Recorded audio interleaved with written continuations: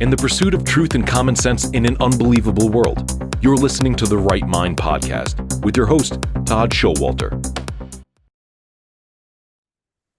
Hello, everybody. I'm Todd Showalter, and welcome to Right Mind. Today, my guest is Mark McCloskey, who you may have known or seen from the 2020 incident where he was defending his private property with his wife from protesters. Since then, he's run for the U.S. Senate and is now the host of his very own talk radio show in St. Louis called Mark McCloskey on Fire. How you doing, Mark? Thanks for joining me.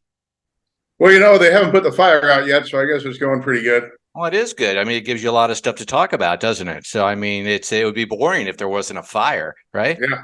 Well, you know, it's not like it's been a slow news cycle here for the last few months. No, I don't know if you know. I'm a political cartoonist, so it's like they're giving me the material. It's a gold mine of nonstop idiocy at this point. Well, you know, I'm going to ask you the question, and I mean, I know you've explained it, or you've a million times at this point, but for the one person out of my audience who's not familiar with your background, can you just briefly recap the story back in 2020 about what went down with the protesters, just so we can get that out of the way? Sure. You know, the nickel version is that on Sunday evening, June 28th of 2020, a group of 350 to 500 BLM Antifa mobsters broke down the gate to my neighborhood, started storming in. My wife and I had made a decision that if it happened to us, we weren't going to take it sitting down. We'd stashed guns around the house. And as soon as the gate broke open, I stood out in the corner of my porch. We were sitting out there having Sunday dinner with our then 31-year-old daughter. And I stood in the corner of the property and I shouted, "Private property." Well, being communists, that pissed them off. And they just kept storming in more and more. So I reached around the corner where I had it stashed and I grabbed my AR-15 and I stood out there in the porch. And, you know, I thought I was doing okay. I was, yelling at them, "Get out, private property, private neighborhood." Of course, they just kept storming in. And then I see my wife, who had gone in to call 911, show up on the grass in front of me, right in front of the mob. I mean, 3 or 4 feet from the closest person who was threatening to kill her, with that dumbass little Bryco pistol in her hand that, first of all, she never used before, never had a gun in her hand before, couldn't have used it if it had worked. But so that's what happened. And we stood there for about 17 and a half minutes while hundreds of people were screaming death threats and arson. "I'm going to rape and murder your wife. I'm going to kill you. I'm going to come back, burn down your house. You got a business. Your business is gone." Even threatened to kill the dog. And that was, the example of the value of the Second Amendment. We didn't have to shoot anybody, didn't put off a shot. But by the same token, nothing got burned, nothing got spray painted. We didn't get killed. So that was it. But what your audience probably doesn't know, because it didn't get reported in the press because it was counter narrative, is that we got a tip on Tuesday morning that they were coming back the next Friday, July the 3rd, specifically to kill us and burn down the house. And we started trying to get secondary security. None of the cops that we normally used as secondary from the St. Louis City Police Department or county wanted to do it because they're afraid of the bad press. We contacted this place down in Farmington that does worldwide high-tech security, bunch of special forces guys. They refused to do it because they'd gotten bad press over the Ferguson riots. And so I asked the guy that's in charge there, I said, "Well, what the hell am I supposed to do?" And he said, "If I were you, I'd just put everything you can't live without, put it in the vehicles, and abandon the house." I said, "There's no effing way in heck we're going to do that." Well, earlier in the week, I'd gotten a call from the White House. And the gentleman said, "The president wants to express his support. If there's ever anything we can do for you, let us know." Well, I called that gentleman back at that point. This is now Thursday night, and we think we're going to die the next day. And I say, "Well, now's a pretty stinking good time." So he gave me Mark Meadows' cell phone number, and I got a hold of Mark Meadows, told him the longer version of the story. Next phone call I made was to Tucker Carlson. Tucker puts us live on the air saying, "I'm talking to Mark McCloskey." I can hear Mrs. McCloskey sobbing in the background. The city police have been ordered to stand down. The state's not going to provide them any help. If we don't do something, they're going to die tomorrow. Making a very long story short, when the mob hit the gate the next night, now numbering 1,000, we had 6 ex-Navy SEALs. We had 10 secondary employment cops. We had the FBI light aircraft circling the top of the house. We had FBI snipers. We used to call in the Reagan administration peace through superior firepower. And once again, we held them off. Not a shot got fired. And once again, we demonstrated that you did not have to just back down and let BLM and Antifa walk all over you. Wow. I don't know what to say, Mark. I mean, I've never I mean, I thought we were going to do a quick recap about what everybody knew, but I personally, and I tried to stay in the circle of things. I knew nothing about this story. Yeah, the press only would report, the press's version of that is a group of peaceful social justice protesters walking past the McCloskey's house on the way to the mayor's house. First of all, mayor doesn't live in our neighborhood. Mayor lives 2 blocks, Mayor Lyda Cruz, former mayor, 2 blocks north and a half mile west of my house in not a private neighborhood. And they knew exactly where it was because they'd been protesting there regularly. The same mob finally got to Lyda Cruz's house. They tried to set fire to it by shooting fireworks through her windows. One of the protesters produced an AK-47 and drove off. An NBC reporter, who, by the way, had an armed guard that almost got into a firefight with a protester there before they decided to back up. But the press didn't report anything other than peaceful social justice protesters walking by the house, and never reported the second event when they came back to kill us. Well, that's almost a bigger, in my opinion. I mean, that's almost a bigger story than the first one. The fact that you'd actually been threatened, and you were, your lives were in danger, and nobody. It took the highest of high to actually come in and do something to protect you. I mean, and absolutely no one, any of the national media. I mean, did they get in on this? And was there anybody there to cover it when they actually showed up a second time? Not a single person. The only national media that covered it was Tucker, and he, by the way, I consider him to be a lifesaver for us. But we said this immediately. Turning Point came down and did a short film about it after it happened, and my wife and I both said the same thing. In the United States of America, you shouldn't have to be able to talk to the chief of staff of the president of the United States to keep from being murdered in your own home. And there ought to be something where the people that you pay taxes to, the city police. We now have the 911 tapes from that night, from July the 3rd of 2020, and you can actually hear the dispatcher ordering the police to not respond. Wow, that is an unbelievable story. Now, as a result, I mean, this has been a couple of years, obviously. I mean, has there been any follow-up? I mean, has anybody done anything since then to either make amends or make sure that something like this doesn't happen again? Well, yeah, we got charged with 2 felonies each. That was our apology. We got charged by the Soros-funded prosecutor with 2 Class E felonies, which would have cost us our law licenses, 4 years in the slammer and everything else, and it took us a couple of years to extricate ourselves from that. And then once all that was resolved, the Missouri Bar Association decided that what we did in defending ourselves constituted a crime of moral turpitude, and that we shouldn't be allowed to practice law anymore. And so what the Supreme Court did was the Supreme Court suspended our law licenses for 6 months, probated for a year, and gave us each 100 hours of community service to do for a 501c3 public service entity.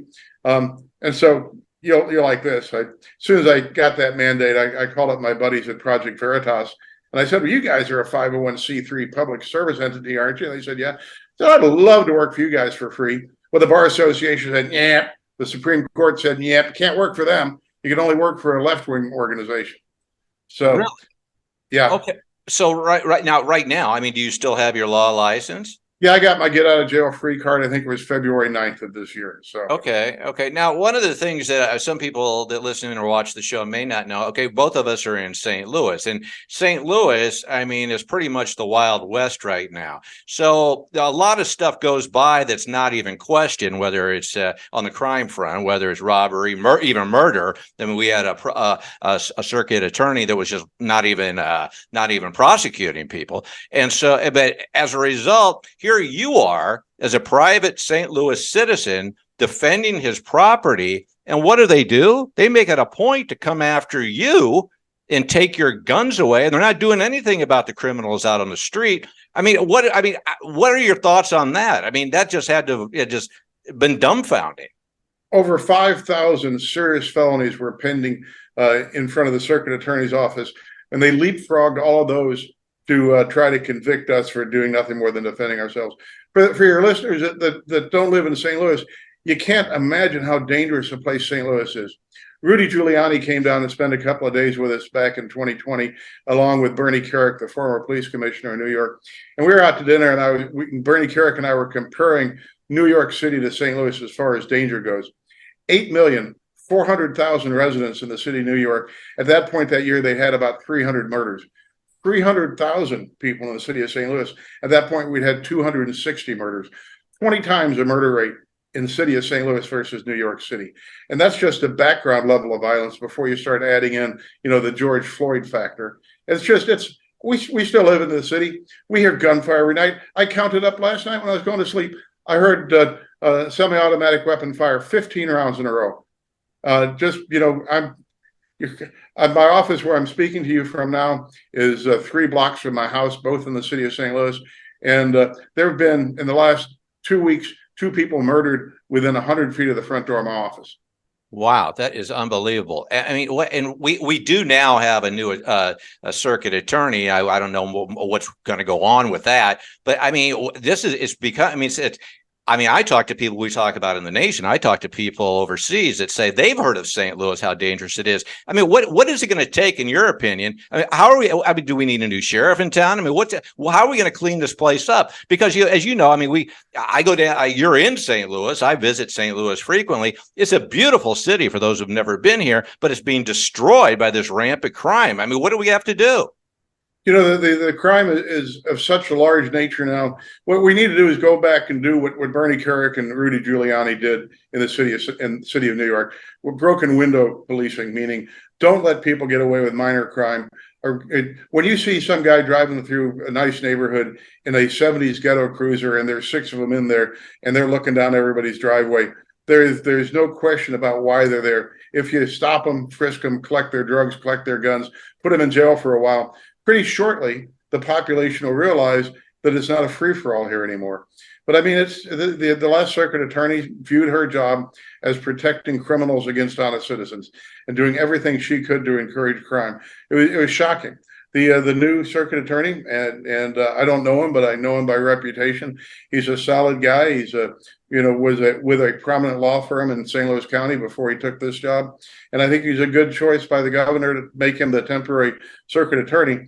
But just the number of pending felonies, serious crimes, and murders would handcuff the circuit attorney's office because they're just so overwhelmed with a volume of crime. I was born and raised in St. Louis. When I was born, the population of the city of St. Louis, city proper, was about 1 million people, maybe 850,000 to 1 million. Now it's under 300,000. And that's because there's just been a flight away from this government. St. Louis has been absolutely one-party state since 1949. The Democrats have run every aspect of St. Louis since 1949. And as a result, 2/3 of the population has moved out. The remaining population is essentially destitute, and it's a war zone. Mm-hmm, mm-hmm. Well, you even hear about, well, maybe we should bring in the National Guard to actually help out with this. And people say, well, you can't do that unless it's not really, you do that in a war situation. Well, heck, St. Louis basically is a war situation at this point. I think there are more murders per capita, I think per day in some instances that there were, like when people are in Afghanistan fighting that war. What else? Do you see maybe having the state get involved to actually help out with this situation? Because I personally, I know people that just won't go down there anymore. And whether you go to a Cardinal game, you get your car windows broken into. Nobody wants to even visit for a short period of time. Do we need to get the state involved? Well, the point you brought up, listen to the nightly news about the war in Ukraine, right? They'll say 25 Russian drones attacked Kiev, 2 injured, 1 killed. Well, holy, you know what? Every night in St. Louis, there's more people killed than we get reported from the war in Ukraine. And I don't know what the solution is. The bottom line is that if you go north from where I'm sitting right now, in about 2 blocks, you get to a no man's land where almost all the buildings are burned out or blown down. The few remaining residents are living in a constant battle, constant combat zone. And the unfortunate reality is that it's almost all black on black crime. In any given year, if you look at the crime statistics for St. Louis, if there are 250 murders, 248 of them will be black victim, black assailant. And so the very people, the very leftists, the very Antifa, BLM supporters that run this city have just abandoned their own people to a lawless a quagmire that they have no interest in curing. The chaos keeps them in power, and they want that chaos going. So what's the solution? I don't know the good answer for that, other than we've got a understaffed police department that needs to have more policemen. We need to have a prosecutor's office that will actually prosecute crime. And instead of closing down the workhouse and trying to make the city justice center, the jail, more pleasant to live in, I think people ought to get arrested for crimes. I think they ought to be prosecuted for crimes. And I think they ought to go to jail for crimes. And I think that would discourage people and have some general deterrence. And maybe we can turn this thing around. And the problem is that the population that has fled St. Louis is now living in St. Louis County, and St. Louis County is now starting to have a crime problem. Right. And as is St. Charles as well. So it just keeps moving further and further west. Now, one of the things that really kind of gets, irks me that you mentioned earlier on is the whole narrative that the media seems to have. I mean, I think I've said it on other shows before, but it's almost like they're part of the machine that's dividing us. I mean, I think you hear the people that actually, whether they tune into television or what, and God forbid they read a local newspaper here. I mean, it's all one-sided. It's almost like a machine for the left. And I mean, do you think that has played a major factor in the fact that, not only are we divided, but it's also, it's causing a lot of this crime just to fester and get bigger and bigger and bigger. Absolutely. When I was on the Trump campaign, I switched from saying the Democrats and their media lackeys to the media and their Democrat lackeys. I really believe that all of there is an intentional change going on right now, where instead of trying to de-escalate everything and create racial harmony and peace and accord, the media is constantly fanning the flames of discord. They promote violence, they promote mob activity, while at the same time promoting the punishment of those people that actually stand for traditional American values. And you see it from the FBI and the Department of Justice. But every day, if you turn on, Joe Scarborough and Mika Brzezinski in the morning, it's all evil Republicans trying to destroy our democracy, while, honorable social justice warriors are doing everything they can to save us. But I mean, when you have the riots of 2020, billions of dollars of property damage done, lots of people murdered, thousands of police officers shot, and that's not considered a problem. What happened on January 6th is considered an insurrection. And that's the example of how the media is doing everything they can. And it's to undermine traditional American values, traditional family values, traditional religious values, because if what you want is a single world socialist government, if what you want is a worldwide tyranny, if you want to have the government be the only God, and the government to be the only religion, and the government to be your only parent, you can't have traditional family, you can't have traditional religion, and you can't have peace and security in your own homes. You have to be afraid, and you have to be willing to abdicate your personal responsibility and your personal security to the God of government to save you. Right. And I think I've mentioned it before on other programs. I think that we're in the middle of a spiritual war as much as anything. I mean, it's almost, you mentioned Tucker. Tucker brought it up, the Heritage Foundation. I mean, it's not even a partisan thing so much anymore as it is a spiritual war, where we're in a situation now where it's just good against evil. And I see that, and it seems like the evil is getting all the limelight. I mean, you look at the stuff with AB, Target, and whatnot that lead to other things. But I mean,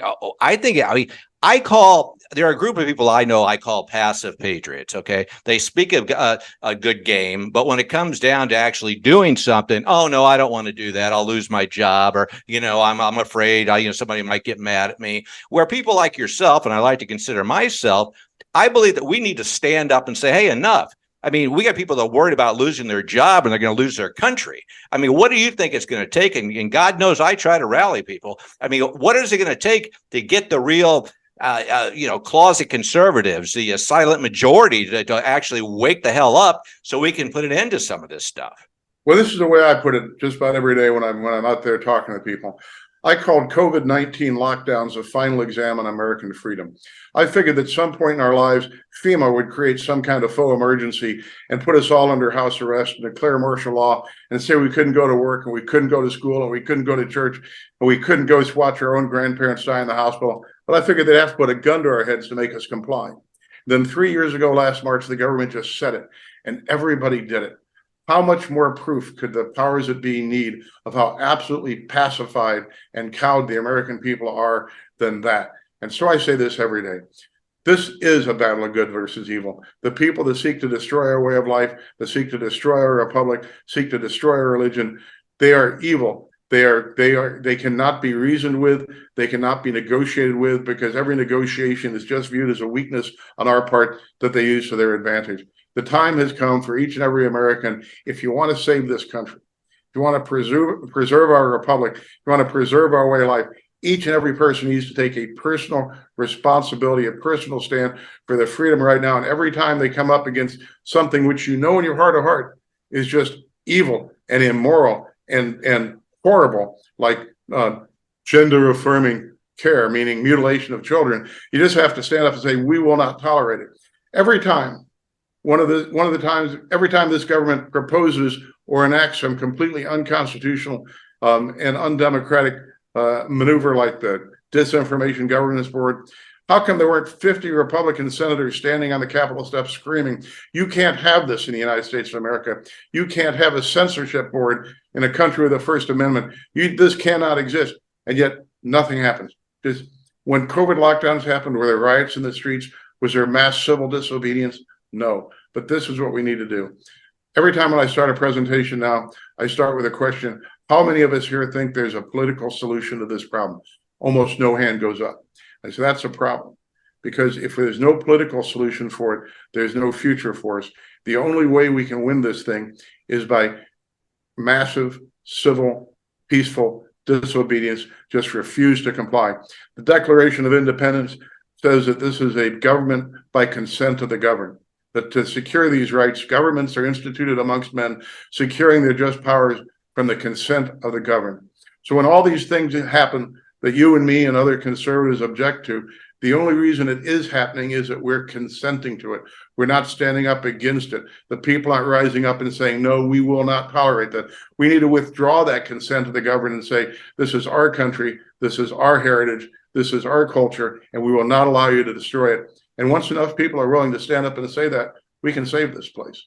Well, I would hope so. And I think because I do think there's going to be like a second time around in some faction or whatnot. But I mean, I hope now people will actually be smart enough or have enough common sense not to buy it. But going back to that, I mean, one of the things that really not only shocked me, but really disappointed me about this whole, COVID scamdemic is that, I saw really who I would consider intelligent people that I really had respect for that were just basically, I compared it to getting on the trains during the Holocaust. I mean, they would just follow whatever they heard. And it was always the same thing. Well, I saw it on the news, so it has to be true. Or Fauci, he said it, so it must be true. I mean, it's funny. No, it's not funny. It's terrifying just how easily not only just people that maybe not be the sharpest knives in the drawer, but people that are actually pretty smart just go along with this. And it's almost as if we have an immunity to logic and common sense in some way. I mean, I would hope this kind of wakes people up. But there's a fear in me that, I mean, I got to the point where look, I've tried to, tell you to get on the lifeboat, but they won't do it. And after a while, you just have to let them sink. I mean, do you think enough people are going to wake up at this point when it does happen again? And again, I think it will, to do what you're saying and say, no, we're not going to do it a second time. I hope so. But, history is rife with precedents where the people all marched themselves to their own executions. You mentioned Nazi Germany. But in Stalinist Russia and in Mao's China, millions and millions and millions of people, 100 million people were killed by communism in this century or the last century. And Solzhenitsyn wrote about how if you saw somebody hauled off the escalator at the department store, or if you saw your next door neighbor hauled out of their apartment by the secret police in the middle of the night, if people would just stand up and say no, it wouldn't have happened. But everybody's thinking, oh, they must have really been a really bad guy. I guess I just didn't know it. But it's because everybody wants to just get by with their life. They want to have some sense of security. And they've been conned into this concept that safety is more important than freedom. And when you leave someplace, what's the most common thing people say to you these days?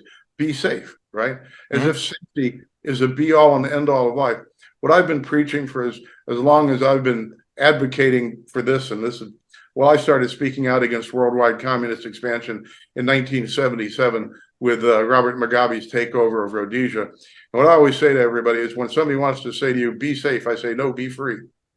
I agree, because I mean you can't be safe unless you are free. Isn't that true? I mean, it seems like, and I think another part of it, I mean, a lot of they just, especially the new generation that's coming up, where they're learning this whole indoctrination type of situation. Like you have kids that started their school careers with masks on, that they're going to grow up thinking a lot of this was normal, and it's almost a way just to make us all vanilla. Whether you're covering your face or you're saying, okay, there's no male or female anymore. It's all going to be one gender. We're all going to do this. We're all going to share the bathrooms. It's almost like the individuality. Well, it's not almost, it is. Like that's not only frowned on, but it's trying to be stomped out. And that is one of the tactics to, that's like the Marxist playbook. I mean, they want to make everybody just docile, plain and vanilla so that they can control you. And I think, and I've been called, as I'm sure you have, every type of name in the book, like, oh, you're a kook, you're a conspiracy theorist. But then one by one, I hate to say I told you so, a lot of this stuff starts, kind of turning out to be true. And I hate to even ask this, what do you think after what you've just seen here over the course of the last 3 years? What do you think? I mean, do you foresee something that may be on the horizon that people ought to be aware and look out for? Well, I think we're going to have another crisis. I think there's going to be a lockdown. I think with all the media and all the politicians in both sides of the uniparty pushing for war with Russia, pushing for World War III, giving unlimited support to the Ukraine, regardless, for as long as it takes, as they say, despite the fact that we're now spending about 10% of our total military budget just decimating our own military for the sake of Ukraine. I think that's what is the next thing coming down the road. I think there's going to be this. I think that COVID was a test case to see how much people would take. They've now learned that the people will take essentially everything and anything. And I think we're going to see a worldwide conflict with martial law in this country. That's going to be the end of it. I'm very concerned about that. You talk about the kids. My daughter's now 34. She doesn't remember when this was a free country. Her whole life has been post-Patriot Act. Her whole life has been lived in the United States of America, where the government spies on everybody, listens to your phone calls, reads your emails, reads your direct messages, controls the media, and controls thought and education. And she had no idea what it was like when I was a kid. And by the way, I'm 66 and a half years old, but when I was a kid, I'd get on my bicycle and ride all over town. My family was living in Webster Groves, which for St. Louis, a nice suburban community. I'd ride to the Ben Franklin by myself. I'd ride to the park. We weren't terrified. Kids played in the streets. Our parents closed the screen door behind us when the sun came up and said, be home in time for dinner, right? And we did not live in a world where we'd been told to be terrified of everything and to be afraid of strangers and to live our lives indoors, pushing keys on our cell phones or playing video games on the internet.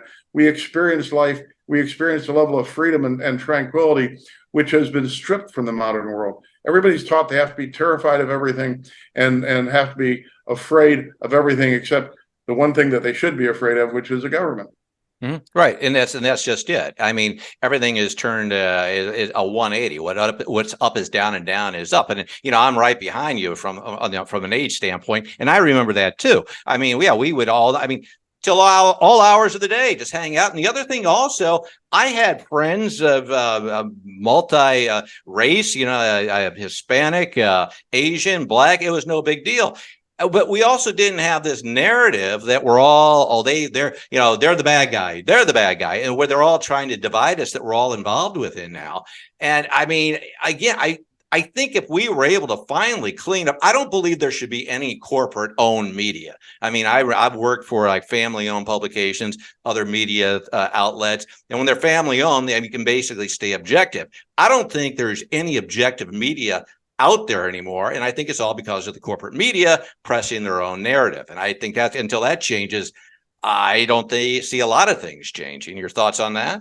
I think you're absolutely right. I think these days where we have an uber class of the super billionaires that control the media and control thought, not just in the media, but in education and in medicine and business and everything else. This is why big corporations like Anheuser-Busch and Target and fill in the blank Coca-Cola and Disney are all willing to take a hit in market share to propagate their propaganda. It's because they have a longer term goal in mind. And I digress just a minute. I always hearken back to Ho Chi Minh. Ho Chi Minh said that the Americans could never win the war in Vietnam because they think in terms of today and tomorrow, and we think in terms of forever. And that's the way the left is. And they insinuate themselves into every aspect of life, and then they never let go, and they just keep grabbing more power. But here's the thing. People like you and me that live and breathe the news cycle and live and breathe politics get a little bit of information, although these days, as you say, there's no objective media. Everybody's trying to lie to you about everything. But then think about the people that don't immerse themselves in politics. All they base their opinions on is what I call the kind of background hum of the media, the mainstream media. Republicans, evil, racist, cold people. Democrats are warm and fuzzy, and they're tolerant, when in fact the exact opposite of those characterizations are true. But no one gets to hear that. I mean, I'm a big supporter of Donald Trump. I campaigned for Donald Trump around the country. Me too. 20 yeah. And I think that he's the one guy that can fix this problem if we can get him reelected. But how do you combat 24/7 negative commentary on every major media outlet? I mean, somebody was referencing Donald Trump. It was on NBC. I was watching yesterday morning, and they had like 30 adjectives before his name: disgraced, indicted, criminal, insurrectionist, ex-president Donald Trump. I mean, when that's the way that the world is portrayed to the average person that just tangentially pays attention to politics, how the heck can we ever win this thing? Oh, no, and I agree. I think it's a total brainwashing of society, the American society. And unfortunately, as I mentioned earlier, I know a lot of educated people that during this whole lockdown BS, sat in front of CNN and whatnot, that were literally turned from conservative values to this liberal narrative of just total. It's a fantasy land. And like you mentioned with Trump, who I'm a big supporter of, and I openly admit that, and I support him now. And you say you're a Trump supporter, it's like, oh my gosh, I can't believe. I mean, the guy wants to save the country. What's wrong with that? And people can't wake up and see it. I mean, I don't understand it. And I mean, so I think we've got to shut off that false narrative and realize this is all a fairy tale and none of this stuff is true. But I mean, I don't know what it's going to take until it hits closer to home. I don't see it's going to happen. I mean, it's just it's the mindset of some of these people that they're locked in the fantasy land, because I think, once again, you have this generation either coming up or up older than us that could always trust the media, like Walter Cronkite, that they think they see something on the news, it's got to be true. And I think that's the biggest obstacle that we're facing right now, especially from a media standpoint. Yeah, one of my favorite quotes from Thomas Jefferson that rarely gets repeated. He said, "The greatest threat to a free democracy is a free press." Because once, he didn't say this, but I always do. Once the inmates learn that they can vote themselves the key to the asylum, then all is lost. And that's why the media is controlling everybody's mindset now, so that once they can control the minds of the majority of voters, they can control everything forever. You get one time. I mean, it's like the John Lewis voter rights bill. If that gets passed and enacted into law, there'll never be a free election again in the history of the country. There'll be it makes ballot harvesting legal every place. It makes challenging election results a crime. It prohibits voter ID. And for example, the city of St. Louis, where I'm sitting now, the city owns 10,000 abandoned properties. If you Google any of those addresses, it'll come up with lots of names of people that allegedly live or had lived there. All of them would get a mail-in ballot. And there'd be people in the city of St. Louis going to all those abandoned properties, harvesting all those mail-in ballots, putting down the voting Democrat straight ticket and mailing them in. They'll all be just as legitimate under that bill as when we go down to the ballot box and do it ourselves. Unbelievable. Absolutely unbelievable. Well, Mark, we're out of time, but I could talk to you. I'd love to talk with you again. I mean, there's so much more to cover. I mean, you're a fascinating person, and I just want to promote your show. I mean, he does have Mark has a show on News Talk STL. It's called Mark McCloskey on Fire on News Talk STL. I'll have the link up on the site for you to click on. So I encourage you to check him out on Sunday nights. Is it at 6:00 or 7? Sunday nights, 5 to 6. You can also catch it on my Facebook page. You can catch it on my Twitter feed. We're also on Rumble. And so any place you get your podcast comes out on Sunday nights, 5 to 6. And afterwards, you can catch it any place. But it goes out live on my social media as well. This is definitely, I mean, and I've interviewed a lot of people. This has been one of the most eye-opening interviews I've ever had. And you've enlightened me to a lot of stuff that I was going to say I wish I'd known, but I kind of wish I hadn't known. But now I have to know it just so I can protect myself in the future. Mark, I want to thank you so much for coming on. And I hope to see you again in the near future. Love to do it again. And thanks for giving me the time. All right. Well, thanks so much. And thank you, whether you've been watching or listening. I'm Todd Showalter, and this is Right Mind. And remember, if you don't have a right mind, you don't have a mind at all. Till next time, bye-bye. This has been the Right Mind Podcast with Todd Showalter.